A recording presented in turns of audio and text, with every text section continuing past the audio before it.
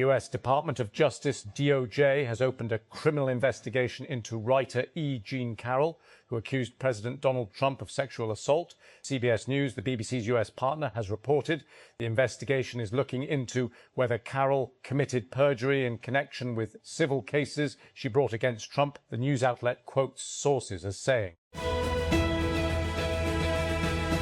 A man has been arrested after 3 people were injured in a stabbing attack at a train station in Switzerland. Police said the 3 victims, Swiss nationals aged 28, 43 and 52, were hospitalised after the attack at Winterthur train station. Iran has said it used a new air defence system to shoot down a United States MQ-9 Reaper drone near the Strait of Hormuz early this week. An incident analysts say shows that Tehran has retained its capacity to repel US and Israeli attacks despite months of strikes on its military sites. Iranian media said the drone was brought down near Keshim Island in the Strait of Hormuz, adding that the interception marked the first combat use of a locally developed called Arash-e-Kamangir. Marcelo Bielsa is widely revered as a pioneer of coaching, but his unconventional methods risk ruining Uruguay's World Cup chances before the tournament has even begun, with rumours of dressing room unrest. Nicknamed El Loco, which means madman, the 70-year-old's bold, attacking approach has proved an inspiration to a younger generation of coaches, including Pep Guardiola and USA boss Mauricio Pochettino. Republic of Ireland manager Jaime Hallgrímsson has challenged his players to win this war against Israel when the teams meet in the Nations League amid renewed protests in the Irish Parliament about the games. The Football Association of Ireland has been under pressure to boycott the 2 matches, including a home fixture in Dublin on October 4. At least 16 people have been killed and 58 wounded in Israeli attacks in southern Lebanon, according to Lebanese health authorities, as Israel intensifies its assault and issues mass displacement orders across the region. Lebanon's state-run national news agency reported on Thursday that 6 of the victims belonged to the same family. They were killed in an Israeli drone strike while trying to flee at dawn along the Adlun Tyre, it said. A key route linking Sidon and Tyre, it said. Finance Minister Mohammed Aurangzeb has said that the federal government is trying to ensure the upcoming budget places the minimum possible burden on the public. Speaking to a private news channel, the finance minister said the budget will prioritise strengthening tax enforcement and compliance instead of introducing new taxes. A man was arrested after allegedly injuring 3 people in a knife attack at a train station in the Swiss city of Winterthur near Zurich, local police said on Thursday. Police said the attack happened shortly after 2:30 a.m. ET, and the suspected perpetrator, 31-year-old Swiss national, was arrested. The 3 victims of the attack were receiving hospital care, according to the police statement.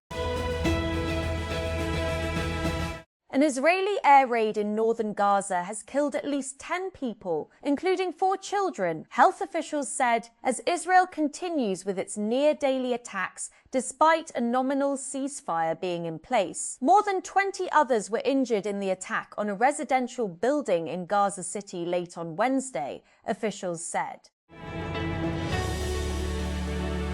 In the race against China for AI supremacy, the United States dominates when it comes to access to the most cutting-edge semiconductors. But when it comes to powering the huge data centers that run on AI chips, China holds the clear advantage.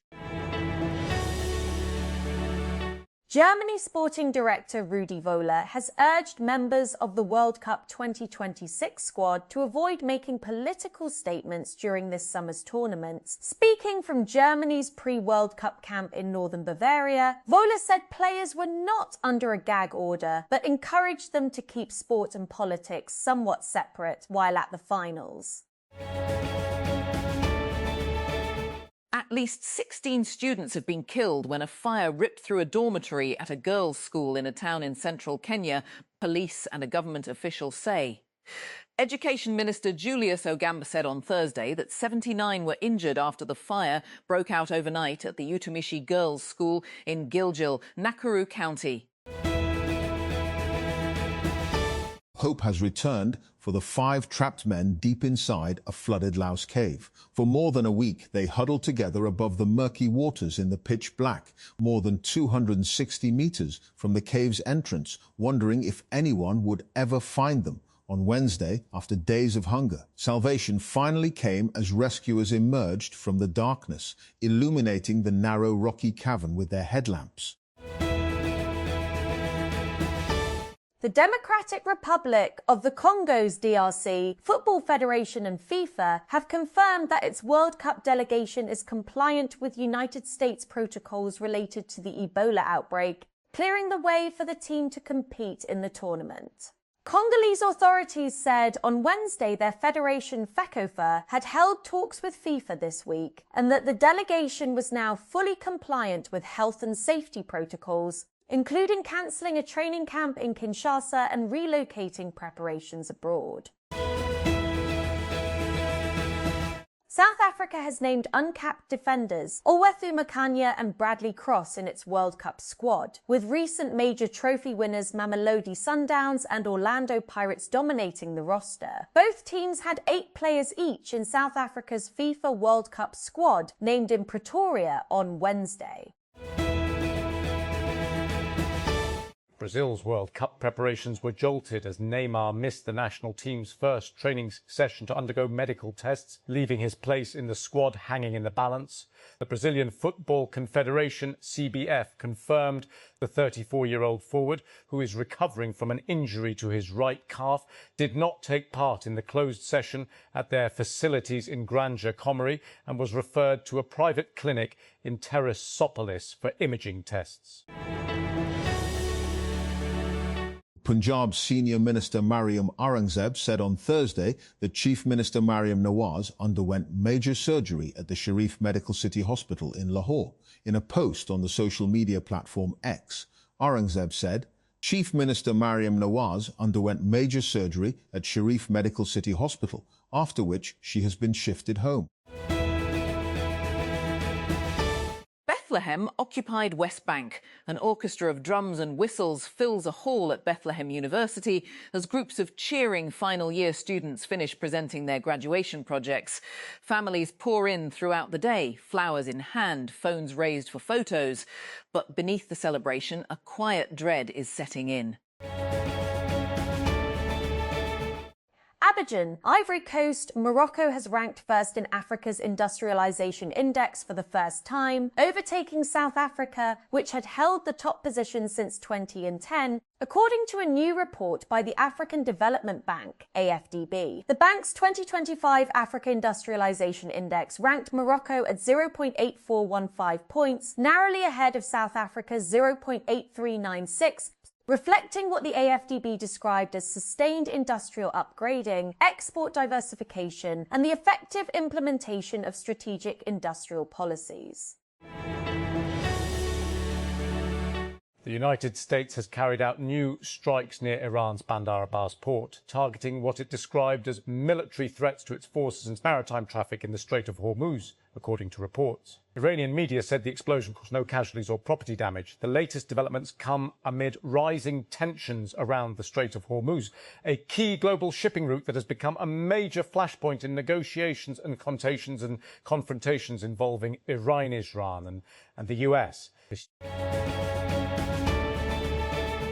Iran's Islamic Revolutionary Guard Corps, IRGC, says it struck a base used by United States forces in response to US attacks on an Iranian target near the Strait of Hormuz, as a fragile ceasefire comes under growing strain and negotiations to end the war drag on. Following this morning's aggression by the invading US military against a location on the outskirts of Bandar Abbas Airport using aerial projectiles, the American airbase that served as the source of the attack was targeted at 4:50 a.m. Rwanda RGC said on Thursday, according to Iranian state broadcaster IRIB.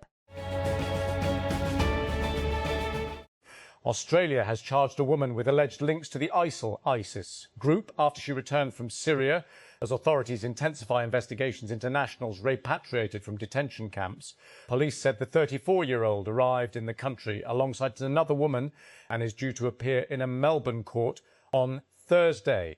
She faces charges of being a member of a terrorist organisation and entering a declared conflict zone. 200 personnel from the Federal Constabulary's Special Diplomatic Protection Unit will receive training in Saudi Arabia. The Interior Ministry said on Thursday the decision was taken during a meeting between Interior Minister Mohsin Naqvi and his Saudi counterpart Abdulaziz bin Saud Al Saud in Mina, Saudi Arabia. Global average temperatures are likely to continue at or near record levels this year, and for the next 4 years afterwards, the United Nations warned on Thursday. The 11 hottest individual years ever recorded all happened from 2015 onwards, and the UN's Weather and Climate Agency said the trend was set to continue, with a new hottest ever year likely before 2031.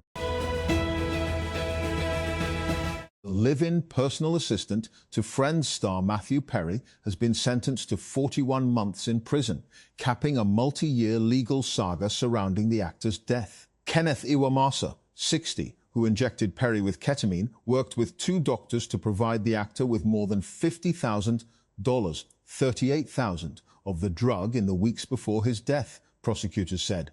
Iwamasa had no medical training.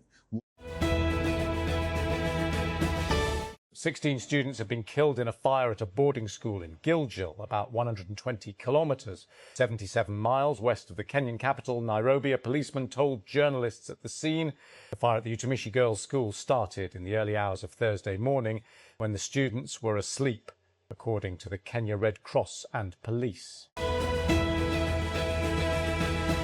Vaibhav Suryavanshi has been termed a generational talent after the Rajasthan Royals teenager smashed 97 off 29 balls to power his side to victory in their Indian Premier League eliminator against Sunrisers Hyderabad. The 15-year-old also broke Chris Gale's record for most sixes in an IPL season on Wednesday, and taking his tally to 65 in the match and surpassing the former West Indies captors in 59 set in 2012.